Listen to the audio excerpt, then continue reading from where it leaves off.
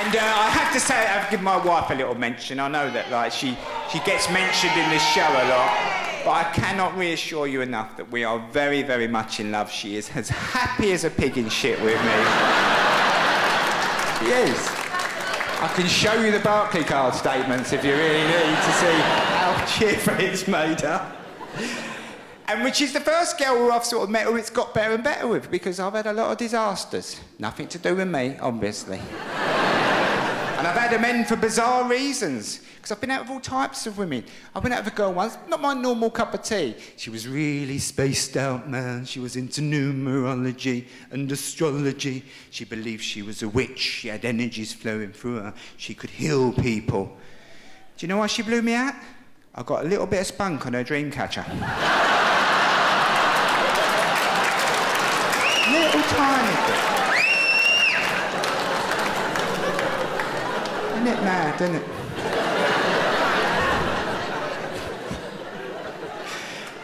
And I nearly blew it at my wife right early doors. Do you want to hear the story? I nearly blew it at my wife in the first year. Ooh, nah, it involves the events of 9/11. Ooh, strap in, strap in. Now, I know 9/11 was a terrible day in human history. Tragic beyond belief. Tragic, tragic, tragic.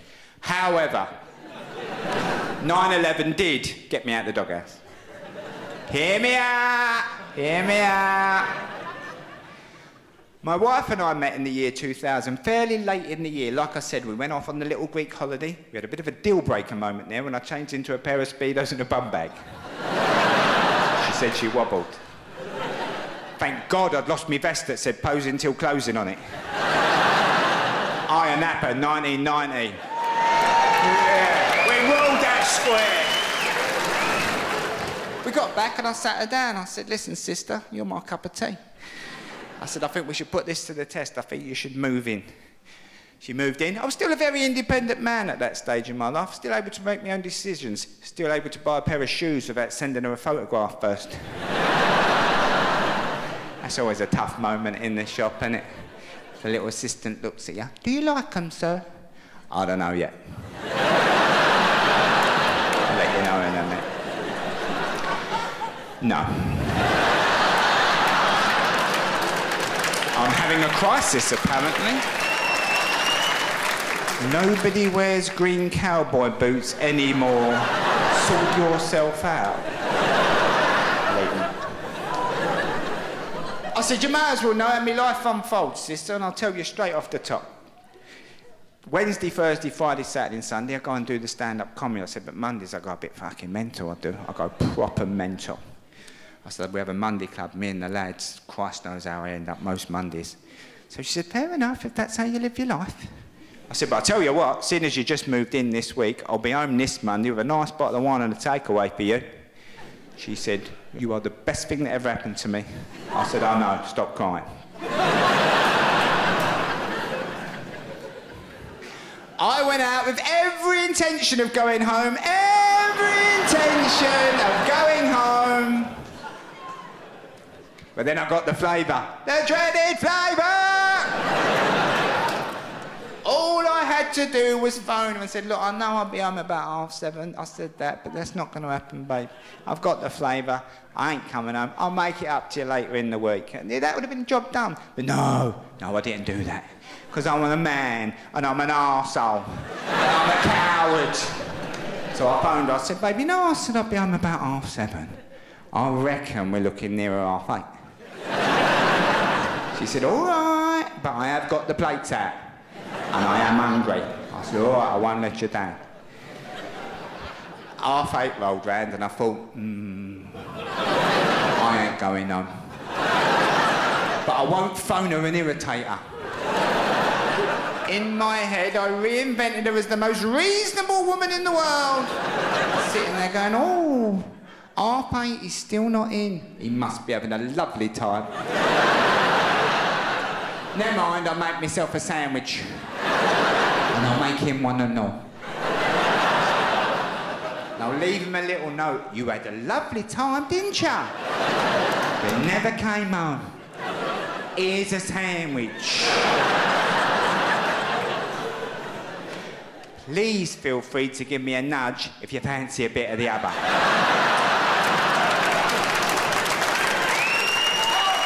That is not what happened. At about 9 o'clock, my phone went, and the abuse I received was so intense and profound, every other man in the pub could feel it. Men were turning to each other. Someone's getting a coating in here, I can feel it. I don't like it. Someone's getting a coating. Oh, it's him over there. I put my phone back in my pocket. I'd gone rather ashen. My mate looked at me. He said, what's the matter with you? I said, she's gone right the other way. My mate went, Mick, I'm going to tell you something for nothing now. You go running home, the rest of your life will be a misery. All the other divorcees started joining in.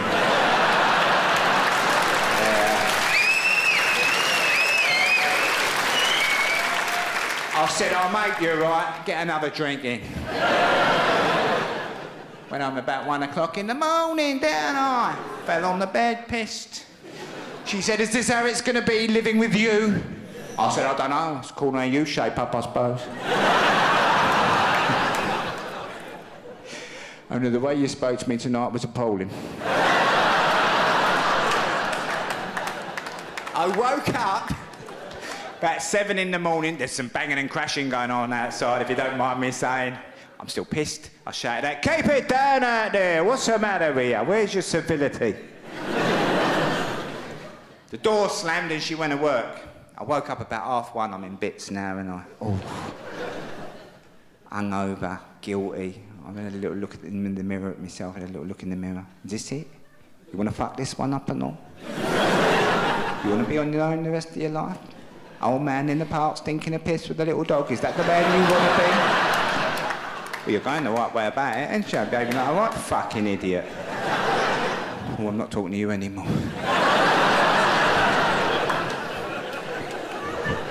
I went and put the kettle on in a crisis, made myself a cup of tea. I slunk down on the settee. I was a broken man, so deep in the doghouse I may never re-emerge.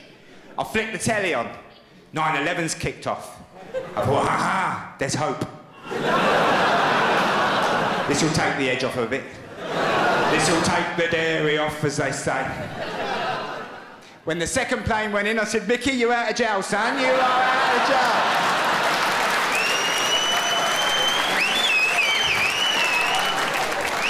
At the height of the carnage, I called her in work on the phone. I said, hello, babe. All right? You seen what's going on? She said, yeah, we're all watching it on the telly and work. I said, yeah.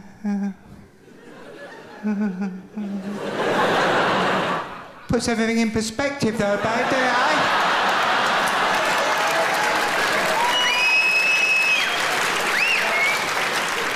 She said, I'm coming home early. Me and you are going to have that bottle of wine and that takeaway. I put the phone down. I was back in the game, wasn't I?